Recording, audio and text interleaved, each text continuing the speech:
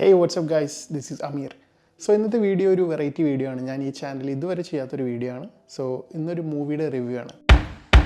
So ഈ മൂവിനെ പറ്റി പറയുകയാണെന്നുണ്ടെങ്കിൽ ഞാൻ ഒരിക്കലും ഈ മൂവിനെ നമ്മൾ മലയാള സിനിമയിൽ ഈ മൂവിനെ പറ്റി ആരും ഹൈപ്പ് ചെയ്യുന്ന കേട്ടിട്ടില്ല. അല്ലെങ്കിൽ ഏതെങ്കിലും ഒരു ഡയറക്ടറോ അല്ലാന്നുണ്ടെങ്കിൽ ഈ പടത്തിലെ ഏതെങ്കിലും ആക്ടേഴ്സോ ഒരു സ്റ്റേജിൽ കയറി ഇരുന്നിട്ട് ഇതിനെപ്പറ്റി ബ്രാഗ് ചെയ്യുന്നത് നമ്മൾ കേട്ടിട്ടില്ല.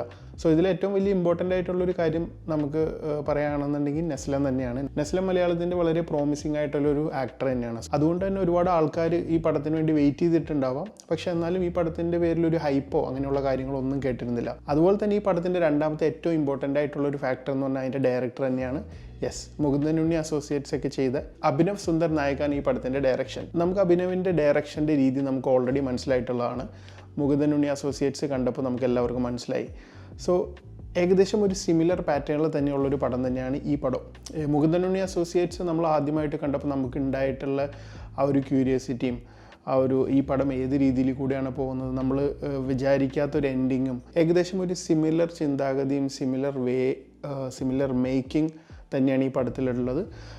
മറ്റു പടത്തിൽ ആസ്പെക്ട് റേഷ്യോ ചേഞ്ചിങ്ങും സീൻ ചേഞ്ച് അനുസരിച്ചിട്ട് ആസ്പെക്ട് റേഷ്യോ ചേഞ്ച് ആവുന്ന കാര്യങ്ങളുണ്ട് എന്നുണ്ടെങ്കിൽ ഈ പടം കുറച്ചും കൂടെ ഒരു എന്താ പറയുക, ഒരു 2010 ആ ഒരു സമയത്ത് നടക്കുന്ന രീതിയിലാണ് ഈ പടം എടുത്തിട്ടുള്ളത്. പിന്നെ കൂടാതെ ഈ പടത്തിൻ്റെ വേറൊരു കാര്യം എന്ന് വെച്ച് കഴിഞ്ഞാൽ ആ പടത്തിൽ കുറച്ച് റെഫറൻസ് ഒക്കെ ഇതിൽ കൊണ്ടുവന്നിട്ടുണ്ട്. മറ്റേ കർമ്മയുടെ കാര്യങ്ങളും അങ്ങനെയുള്ള കാര്യങ്ങളൊക്കെ നിങ്ങൾ ഓൾറെഡി വേറെ റിവ്യൂസും കാര്യങ്ങളൊക്കെ ഓൾറെഡി ഫ്രഷ് ആയിട്ട് കേട്ടു. അവരെല്ലാം മെൻഷൻ ചെയ്ത കാര്യങ്ങളൊക്കെ തന്നെയാണ്. പക്ഷേ ഞാൻ ഈ ഒരു ഫീൽഡിൽ വർക്ക് ചെയ്യുന്നത്, പിന്നെ അതുപോലെ സിനിമ ആണല്ലോ നമ്മുടെ എല്ലാവരുടെ അൾട്ടിമേറ്റ് ഗോൾ. അതുകൊണ്ട് മാത്രമാണ് ഞാനിപ്പോൾ ഇങ്ങനൊരു റിവ്യൂ ഇടാൻ കാരണം എന്താണെന്ന് വെച്ച് കഴിഞ്ഞാൽ എനിക്ക് വളരെ നന്നായിട്ട് വർക്കൗട്ടായ ഒരു സിനിമയാണ്. സിനിമയിൽ അഭിനയിച്ചിട്ടുള്ള ഒബ്വിയസ്ലി നെസ്ലൻ, വിനീത്, ഷറഫുദ്ദീൻ, സംഗീത് പ്രതാപ്, റോഷൻ ഷാനവാസ്, അൽത്താഫ്, അങ്ങനെ ഒരുപാട് ആൾക്കാരുണ്ട്. അതുപോലെ തന്നെ ഈ പടത്തിൽ 2-3 ക്യാമിയോസ് ഉണ്ട്. സോ അതും നിങ്ങൾ ഓൾറെഡി നിങ്ങൾക്ക് മനസ്സിലായി കാണും. സോ ഞാൻ അതിനെപ്പറ്റി വേറെ പറയേണ്ട കാര്യമില്ല. പിന്നെ ഉള്ളതെന്ന് വെച്ച് കഴിഞ്ഞാൽ ഡയറക്ടർ ഞാൻ പറഞ്ഞ പോലെ അഭിനവ് സുന്ദർ നായക്, റൈറ്റർ രാമു സുനിലാണ്, പ്രൊഡ്യൂസർ ആഷിഖ് ഉസ്മാൻ. ഒബ്വിയസ്ലി എനിക്ക് തോന്നുന്നു ആഷിഖ് ഉസ്മാനാണ് നമ്മുടെ മലയാളത്തിലൊരു അണ്ടർ റേറ്റഡ് ആയിട്ടുള്ള ഒരു അമേസിങ് പ്രൊഡ്യൂസർ തന്നെയാണ്. കാരണം ആൾക്ക് ശരിക്കും അറിയാം ഏത് സ്ക്രിപ്റ്റ് എടുക്കണം, ഏത് സ്ക്രിപ്റ്റ് എടുത്തു കഴിഞ്ഞാൽ അത്യാവശ്യം സൈലൻ്റായിട്ട് നമുക്ക് എങ്ങനെ എന്താ പറയുക ആൾക്കാരിലേക്ക് ഒരു ഏറ്റവും ബെസ്റ്റ് സിനിമ എത്തിക്കാൻ പറ്റുമെന്ന് ആഷിഖ് ഉസ്മാൻ നന്നായിട്ട് അറിയാം. അതിൻ്റെ ഏറ്റവും വലിയൊരു ഉദാഹരണമാണ് തല്ലുമാല. കാരണം തല്ലുമാല ഹൈപ്പ് ഉണ്ടായിരുന്നു, ഇല്ല എന്ന് പറഞ്ഞില്ല, പക്ഷേ എന്നാലും നമ്മൾ വിചാരിക്കാത്തൊരു ഹൈപ്പായിരുന്നു. പിന്നെ തിയേറ്ററിൽ വന്നപ്പോൾ അത് ഒരു ബ്ലോക്ക് ബസ്റ്റർ സിനിമയായിരുന്നു. So obviously Ashiq Usman hats off for making this film. പിന്നെ നമുക്ക് ഒബ്വിയസ്ലി അറിയാം ജേക്സ് ബിജോയ് മ്യൂസിക്കിൻ്റെ കാര്യത്തിൽ ഈ പടത്തിൽ എനിക്ക് തോന്നുന്നു ഈ പടത്തിൽ ഏറ്റവും ചില സന്ദർഭങ്ങളിലൊക്കെ നമ്മൾ എത്താൻ നേരത്ത് നമ്മൾ പിടിച്ചിരുത്തുന്നത് ആ പടത്തിൻ്റെ വിഷ്വലോ അല്ലാന്നുണ്ടെങ്കിൽ, കാരണം നമ്മളിപ്പോൾ ആ പടത്തിൽ മ്യൂസിക് ഒഴിവാക്കിയിട്ട് ആ വിഷ്വൽ കണ്ടു കഴിഞ്ഞാൽ ഒരു കോമഡി സിനിമയായിട്ട് പോലെ തോന്നാവുന്ന ഒരു സിറ്റുവേഷൻ വരെ ഈ പടത്തിൽ ചില സ്ഥലങ്ങളിൽ മ്യൂസിക് കൊടുത്തിട്ട് നമ്മളെ സീറ്റിൽ പിടിച്ചിരുത്തുന്ന രീതിയിലാണ് ചെയ്തിട്ടുള്ളത്. കാരണം അതുപോലെയാണ് ഇതിൻ്റെ മ്യൂസിക് ചെയ്തിരിക്കുന്നത്. കാരണം സോ ഈ പടത്തിൽ മ്യൂസിക് ഡയറക്ഷന് അത്രയ്ക്കധികം ഇമ്പോർട്ടൻസ് ഉണ്ട്. കാരണം എന്താണെന്ന് വെച്ച് കഴിഞ്ഞാൽ ഇത് സിനിമയ്ക്കുള്ളിലൊരു സിനിമയാണ്. ഒബ്വിയസ്ലി സിനിമയിലുള്ളത് നമ്മളെന്താ പറയുക, സിനിമയ്ക്കുള്ളിൽ സിനിമ എന്ന് മാത്രം പറഞ്ഞാൽ പോരാ, ഈ സിനിമയ്ക്കുള്ളിലെ സിനിമയുടെ ബാക്കിൽ നടക്കുന്ന പല കാര്യങ്ങളും ഇൻഡയറക്റ്റായിട്ട് പറഞ്ഞിട്ടുണ്ട്. ഒബ്വിയസ്ലി ഞാൻ അത് ഒരുപാട് കാര്യങ്ങൾ എക്സ്പോസ് ചെയ്ത് കഴിഞ്ഞ് കഴിഞ്ഞാൽ അത് ഞാൻ സ്പോയിൽ ചെയ്യുന്ന പോലെ ആയിക്കോളും. കാരണം ഇതിപ്പോൾ സെക്കൻഡ് ഡേ ആണ്. മലയാള സിനിമയെ നമുക്ക് 2 രീതിയിൽ വായിക്കാൻ പറ്റും. ഒരു സൈഡ് എന്ന് വെച്ച് കഴിഞ്ഞാൽ വളരെ സേഫായിട്ട് എല്ലാ ആൾക്കാരെയും പ്രീതിപ്പെടുത്തിയിട്ട് എല്ലാ അസോസിയേഷനും ചിരിച്ച് നിന്നിട്ട് കുമ്പിട്ട് നിന്നിട്ട് പടങ്ങൾ ചെയ്യുന്ന ആൾക്കാരുണ്ട്. പിന്നെ ഒന്നെന്ന് വെച്ച് കഴിഞ്ഞാൽ കുറച്ച് റൈവലായിട്ട് അവരുടേതായിട്ടുള്ള കുറച്ച് ടീംസിനെയൊക്കെ വെച്ചിട്ട് അവരുടേതൊക്കെ ആയിട്ടുള്ള രീതിയിൽ വളരെ നല്ല ക്വാളിറ്റി പടങ്ങൾ എടുക്കുന്ന ഒരു ടീം. അതിപ്പോൾ ഈ അടുത്താണ് ഏകദേശം ഒരു 2-3 ഇയേഴ്സിനുള്ളിലാണ് അത്രയും ഫേമസ് ആയിട്ട് അങ്ങനെയുള്ള പടങ്ങൾ വന്നു തുടങ്ങിയിട്ടുള്ളൂ. പക്ഷെ എന്നാൽ കൂടി അങ്ങനെ ഒരു വേർതിരിവ് മലയാള സിനിമയിലുണ്ട്. അവരെ നമുക്ക് ഒരിക്കലും ഒരു രീതിയിലുള്ള മെയിൻ സ്ട്രീം എന്താ പറയുക, ഇപ്പോൾ അസോസിയേഷൻസ്, അമ്മ, അങ്ങനെയുള്ള സംഭവങ്ങളൊന്നും കാണാൻ കഴിയില്ല. അപ്പോൾ അങ്ങനെയുള്ള കുറച്ച് കാര്യങ്ങളൊക്കെ അവർ എന്താ പറയുക ഈ സിനിമയിൽ കൂടെ കൊണ്ടുവന്നിട്ടുണ്ട്. പിന്നെ ഈ പടത്തിൽ പറയാതെ പറഞ്ഞ വളരെ ഇമ്പോർട്ടൻ്റ് ആയിട്ടുള്ളൊരു കാര്യമുണ്ട്. മലയാള സിനിമയിൽ എന്തുകൊണ്ട് ഇങ്ങനെയുള്ള ഫ്ലോപ്പ് പടങ്ങൾ എടുക്കുന്നു എന്ന ഒരു സംഭവത്തിനെ പറ്റിയും ഇതിൽ സംസാരിക്കുന്നത്. കാരണം എനിക്ക് തോന്നുന്നു അത് വളരെ ഇമ്പോർട്ടൻ്റ് ആയിട്ടൊരു സംഭവം തന്നെയാണ്. ചിലപ്പോൾ ആയിരിക്കും, ചിലപ്പോൾ അല്ലായിരിക്കും. പക്ഷേ മണി ലോണ്ടറിങ് കാര്യങ്ങളൊക്കെ നമുക്കെല്ലാവർക്കും അറിയാവുന്ന കാര്യമാണ്, പരസ്യമായ രഹസ്യമാണ്. അതിൽ നിന്ന് എന്തൊക്കെ രീതിയിലുള്ള ബെനിഫിറ്റ് കിട്ടുമെന്ന് നമുക്കെല്ലാവർക്കും അറിയാവുന്നത്. കാരണം നമുക്കിപ്പോൾ ChatGPTയും ഗൂഗിളും ക്ലൗഡും ജെമിനൈയൊക്കെ ഉള്ളതാണ്. അതിലൊക്കെ സെർച്ച് ചെയ്ത് അറിയാവുന്നുള്ളൂ. ബിസിനസ് ഫ്ലോപ്പായാലും ബെനിഫിറ്റ് ഒരുപാട് ഉണ്ടാവുമെന്ന് നമുക്കെല്ലാവർക്കും അറിയാവുന്നതാണ്. സോ ഒബ്വിയസ്ലി അങ്ങനെയുള്ള കുറച്ച് കാര്യങ്ങളും ഇതിൽ ആഡ് ചെയ്തിട്ടുണ്ട്. മൂന്നനുണ്ണിയിൽ ഉണ്ടായിരുന്ന കുറച്ച് elements, animations, text, Google search അങ്ങനെയുള്ള കുറച്ച് കാര്യങ്ങൾ ഈ പടത്തിലും കൊണ്ടുവന്നിട്ടുണ്ട്. ഏകദേശം സിമിലർ പാറ്റേണിൽ തന്നെ കൊണ്ടുവന്നിട്ടുണ്ട്. അത് എന്താണെന്ന് വെച്ച് കഴിഞ്ഞാൽ അതെനിക്ക് തോന്നുന്നത് അഭിനവിൻ്റെ ഒരു ട്രേഡ് മാർക്കാണ്. അപ്പോൾ ഇനി അദ്ദേഹത്തിൻ്റെ വരാനുള്ള പടങ്ങളിലും ചിലപ്പോൾ നമുക്കത് കാണാൻ സാധിക്കും. സോ ഈ സിനിമയിലും അത് വളരെ നല്ല രീതിയിൽ അത് ചെയ്തിട്ടുണ്ട്. പിന്നെ ഞാൻ പറഞ്ഞില്ല, ഒബ്വിയസ്ലി ഈ പടത്തിൽ എന്താ പറയുക, ചില ക്യാരക്ടേഴ്സ് സിനിമ മേഖലയിൽ തന്നെയുള്ള ബാക്ക് സ്റ്റാബ് ചെയ്യുന്ന രീതിയിലുള്ള ആൾക്കാർ, അല്ലാന്നുണ്ടെങ്കിൽ അഗ്രസീവായിട്ടുള്ള അരഗൻ്റായിട്ടുള്ള ആൾക്കാർ, കെയർലെസ് ആയിട്ടുള്ള ആൾക്കാർ, നമ്മൾ പല ആൾക്കാരെ പറ്റിയും സിനിമ മേഖലയിൽ നിന്ന് കേട്ടിട്ടുള്ള അങ്ങനെയുള്ള എല്ലാ ക്യാരക്ടേഴ്സിനും ഈ പടത്തിൽ കാണിച്ചിട്ടുണ്ട്. ഈ പടത്തിൽ ഒരുപാട് കാസ്റ്റ് ഇല്ല, പക്ഷേ ഉള്ള കാസ്റ്റ് വളരെ നല്ല രീതിയിൽ തന്നെ നമുക്ക് എന്താ പറയുക പ്ലേസ് ചെയ്തിരിക്കുന്നതായിട്ട് കാണാൻ കഴിയും. കോസ്റ്റ്യൂം പിന്നെയെന്ന് വെച്ച് കഴിഞ്ഞാൽ ഒബ്വിയസ്ലി പീരിയോഡിക്കായിട്ടുള്ളൊരു സംഭവം ആയതുകൊണ്ട് തന്നെ അത് വളരെ നന്നായിട്ട് ചെയ്തിട്ടുണ്ട്. പിന്നെ ഇതിൽ എനിക്ക് തോന്നുന്നു ഈ പടത്തിൽ ഏറ്റവും കൂടുതൽ ഞാൻ നോട്ടീസ് ചെയ്തൊരു കാര്യം എന്ന് വെച്ച് കഴിഞ്ഞാൽ കാലത്തിനടുത്ത് ഈ പടം മാറുന്നത് നമുക്കതിൽ മനസ്സിലാവും. സോ ഈ പടത്തിൻ്റെ ജേണർ തന്നെ കമ്മിങ് ഓഫ് ഏജ് ഡ്രാമയാണെന്ന് വെച്ച് കഴിഞ്ഞാൽ ഒരു പടം ഒരു സെർട്ടൺ ടൈമിൽ സ്റ്റാർട്ട് ചെയ്തിട്ട് ഒരു സെർട്ടൺ ടൈമിൽ നിൽക്കുന്ന ഒരു സംഭവമാണ്. അതുപോലെ ഒരുപാട് പടങ്ങൾ മലയാളത്തിൽ വന്നിട്ടുണ്ട്. പക്ഷേ ഈ പടത്തിൻ്റെ ഒരു ഇമ്പോർട്ടൻസ് എന്ന് വെച്ച് കഴിഞ്ഞാൽ നമുക്ക് ആ ഒരു ഗ്രോത്ത് നമുക്ക് എല്ലാ സ്ഥലങ്ങളിലും കാണാൻ പറ്റും. ലെറ്റ്സ് സേ നമ്മൾ ഈ പടം സ്റ്റാർട്ട് ചെയ്യുന്നത് ഇപ്പോൾ ഒരു 2000 അല്ലെങ്കിൽ ഒരു 1998 ആ ഒരു സമയത്താണെന്നുണ്ടെങ്കിൽ ആ സമയത്തുള്ള ടെക്നോളജി നിന്നിങ്ങനെ പതിയെ സ്ലോലി മാറി വന്നിട്ട് സോ അത് ഗ്രാജുവലായിട്ട് അത് ഇൻക്രീസ് ആവുന്നുണ്ട്. കാരണം എന്താ വെച്ച് കഴിഞ്ഞാൽ 1998 കാണിച്ചിരുന്ന ഫോൺ അങ്ങനെയുള്ള സംഭവങ്ങളും അല്ലെങ്കിൽ 2000 കാണിച്ചിരുന്ന ഫോൺ സാങ്കേതികവിദ്യ കമ്മ്യൂണിക്കേഷൻസ് ഒക്കെ മാറിയിട്ട് സ്ലോലി അതൊരു 2010 ആകുമ്പോൾ നമ്മുടെ iPhone 4 അല്ലെങ്കിൽ 4S ഒക്കെ റിലീസ് ചെയ്ത ആ ഒരു സമയമാണ്.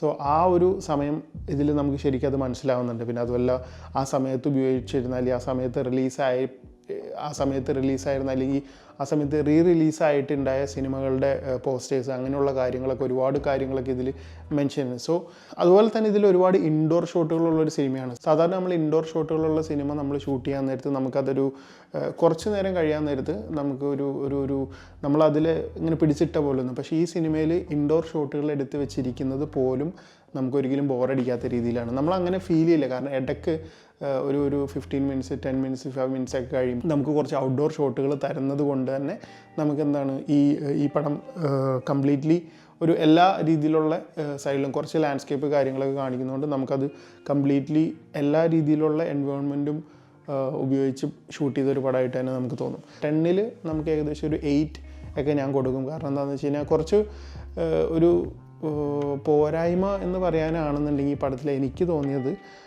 നമ്മളൊരു എല്ലാ സിനിമയിലും ഉണ്ടാവും ഒരു ക്യാരക്ടർ ബിൽഡ് ചെയ്യും, അല്ലെങ്കിൽ ഒരു ക്യാരക്ടറിനെ ഇൻട്രൊഡ്യൂസ് ചെയ്യും, ആ ക്യാരക്ടറിനെ ബിൽഡ് ചെയ്യും, ആ ക്യാരക്ടർ എന്തിനു വേണ്ടിയിട്ടാണ് ഇതിൽ ഈ ആൾ ഇറങ്ങുന്നതെന്ന് പറഞ്ഞൊരു സംഭവം ഉണ്ടാവും. അവിടെ ആയിരിക്കും ചിലപ്പോൾ ഇൻ്റർവ്യൂവിൽ കൊടുക്കുക. പിന്നെ സെക്കൻഡ് ഹാഫ് ഫുള്ളായിട്ട് അതിനെ എന്താ പറയുക, ആ ക്യാരക്ടർ എന്തുകൊണ്ട് ആ പ്രശ്നത്തിൽ പെട്ടു അത് സോൾവ് ചെയ്യാനുള്ള സംഭവങ്ങൾ. അങ്ങനെയാണ് നോർമലി എല്ലാ പടങ്ങളും ചെയ്യാറുള്ളത്. ഭൂരിഭാഗം പടങ്ങളും ഏകദേശം ഒരു 20-30 മിനിറ്റ്സിനുള്ളിൽ തന്നെ കെയോസ് തുടങ്ങിക്കും. പക്ഷേ ഈ പടത്തിൻ്റെ ഒരു അല്ലെങ്കിൽ പടത്തിൻ്റെ ഒരു ഫ്ലോ എന്ന് വെച്ച് കഴിഞ്ഞാൽ നമുക്ക് ഈ പടം നമ്മൾ സെക്കൻഡ് ഹാഫിൽ നിന്ന് തുടങ്ങിയാലും എൻഡ് വരെ നമുക്കതൊരു ഒരു സിനിമയാക്കാം. അതല്ലാന്നുണ്ടെങ്കിൽ നമ്മൾ ഫസ്റ്റ് ഹാഫിൽ തുടങ്ങിയിട്ട് ഇൻ്റർവെല്ലിന് തൊട്ട് മുന്നേ വരെ നമുക്ക് ഈ പടം ഒരു സിനിമയാക്കാം.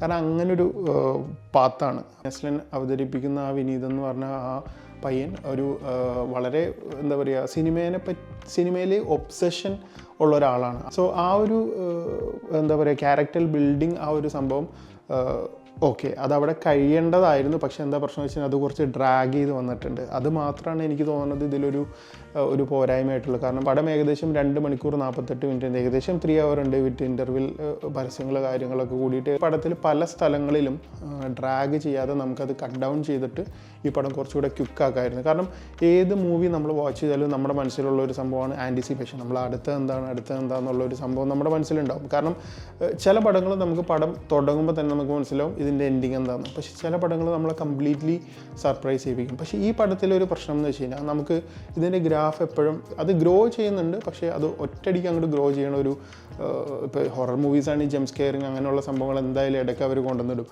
അതുപോലത്തെ ഒരു ഫാക്ടർ ഈ പടത്തിനില്ല. പക്ഷേ ഇതിൻ്റെ ഒരു മേക്കിംഗ് കൊണ്ടും ക്വാളിറ്റി കൊണ്ടും പിന്നെ അതുകൂടാതെ തന്നെ സ്ക്രീൻ പ്ലേ ഈ പടത്തിൻ്റെ ഒരു എന്താ പറയുക ഒരു നട്ടെല്ല് എന്നൊക്കെ തന്നെ പറയാവുന്ന ഒരു കാര്യം തന്നെയാണ്. ഒബ്വിയസ്ലി എല്ലാ ഫാക്ടേഴ്സും കളർ ഗ്രേഡിങ് ആയിക്കോട്ടെ, അല്ലെങ്കിൽ ആ ഒരു പീരിയോഡിക് സമയങ്ങൾ അവർ ചെയ്യുന്ന ആക്ടർമാർ ചെയ്യുന്ന മോഡുലേഷൻസ് കാര്യങ്ങളായിക്കോട്ടെ, അതല്ലാന്നുണ്ടെങ്കിൽ ആർട്ട് പരമായിട്ട് അവർ ചെയ്ത്, കാരണം എന്ന് വെച്ച് കഴിഞ്ഞാൽ VCR സ്റ്റാർട്ട് ചെയ്തിട്ട് പിന്നെ CD ആവുന്ന ആ ഒരു സംഭവം.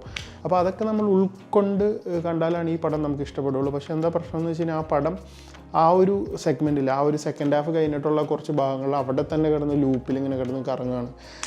എനിക്കെൻ്റെ വൈഫാണ് ഈ ഒരു സംഭവം പറഞ്ഞു തന്നത്. ഇതൊരു ലൈക്ക് ഒരു ലൂപ്പ് പോലെ. കാരണം എന്താ വെച്ച് കഴിഞ്ഞാൽ ഒരാൾക്കൊരു സാധനം പെർഫെക്റ്റായിട്ട് ചെയ്യണമെന്നാണ് ആളുടെ മനസ്സിലുള്ള മലയാളത്തിൽ ഏറ്റവും ബെസ്റ്റ് ഹൊറർ ഫിലിം പിടിക്കണമെന്ന് ആഗ്രഹിക്കുന്ന ഒരു പയ്യൻ്റെ കഥയാണിത്. എല്ലാ ഡയറക്ടേഴ്സിനും അവരുടെ ഒരു ഡയറക്ടേഴ്സ് കട്ട് സിനിമ ഉണ്ടെന്ന് വിശ്വസിക്കുന്ന ഒരാളാണ് ഞാൻ.